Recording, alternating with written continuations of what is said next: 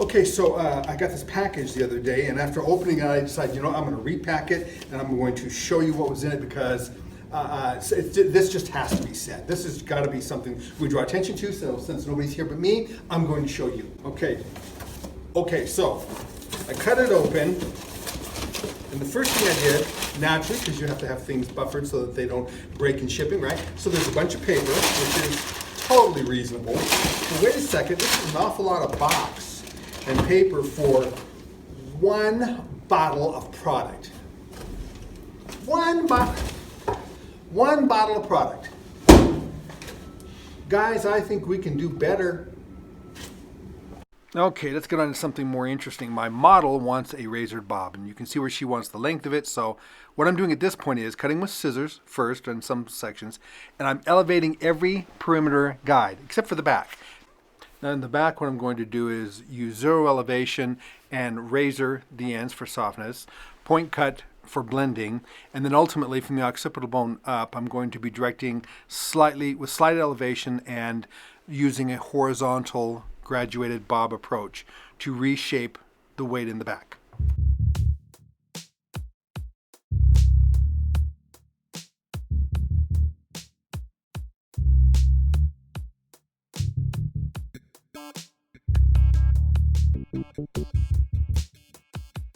As I refine with point cutting, I'm not only just taking off the very stray pieces, but I'm also inserting it into my guideline, my weight line, and taking out some weight with it too. So this angle doesn't show it that much, but I am in fact softening the guide length with point cutting as well.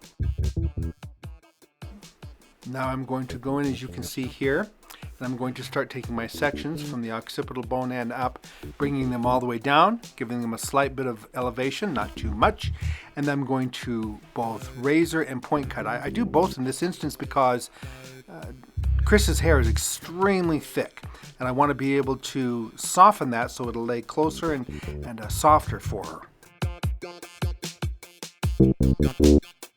One option here is to take and go from the center of the back of the head around to the back of the ear and to round your corners from the excenter area around to the back of the ear. That will help to take out bulk, weight, even if the hair has a tendency to be too full there. That'll give you an option you could try as well.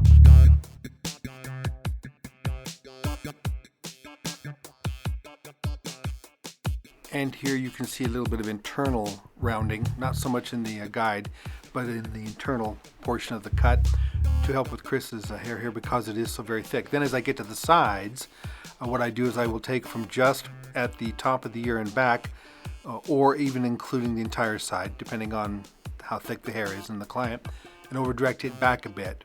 I can then take and move it down and forward so I can match it to her chin length that she wants.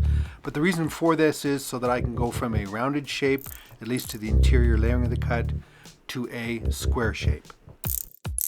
Hey guys, I do have to apologize for some of these angles. I had not intended on filming today, but Chris was willing and I did have my camera there. However, I didn't have an assistant with me today, and so it's a little clumsy, and I apologize for that.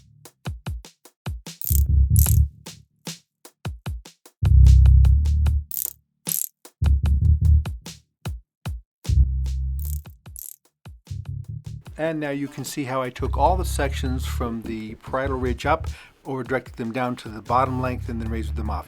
Now I'm going to change my texture very definitively. First of all, I refine the edges.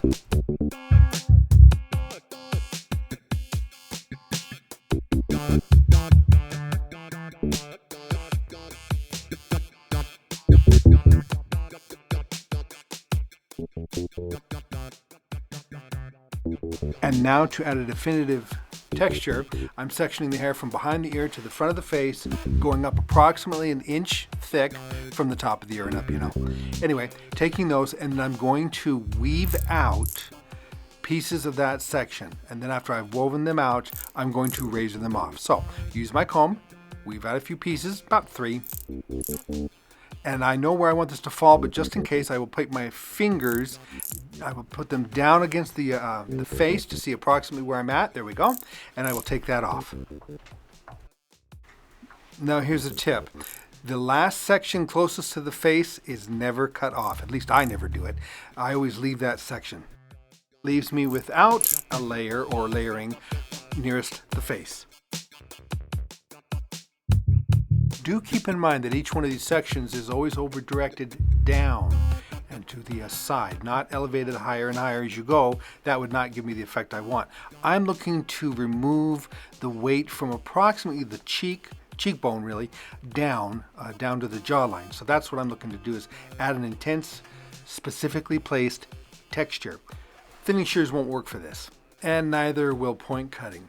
However, I don't know if you can see it from here or not, but I'm using mostly the tip of the blade with no guard.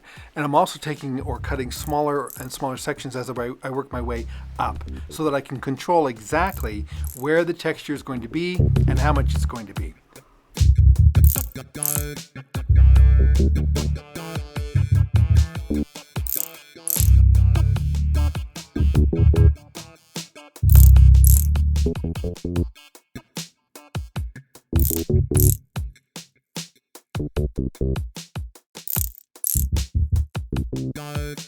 Now, I personally, when I start working with the area of the parietal ridge above the eyebrow and so forth, will stop weaving it so much and use my razor, the tip of my razor, to just insert smaller, thinner sections that allow me to add texture as I feel or see the need to be.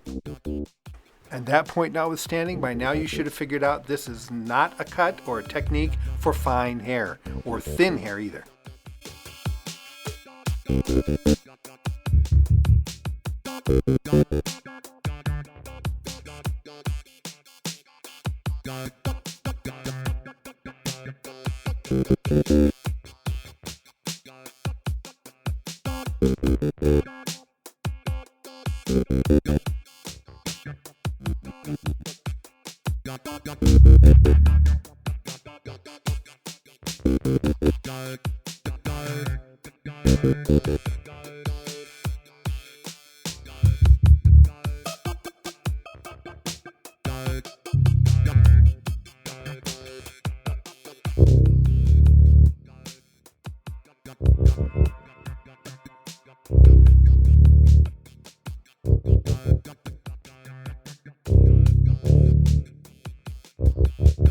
The front bank section I'm going to take here in just a second. I'm going to triangulate the parting from the top of the head forward.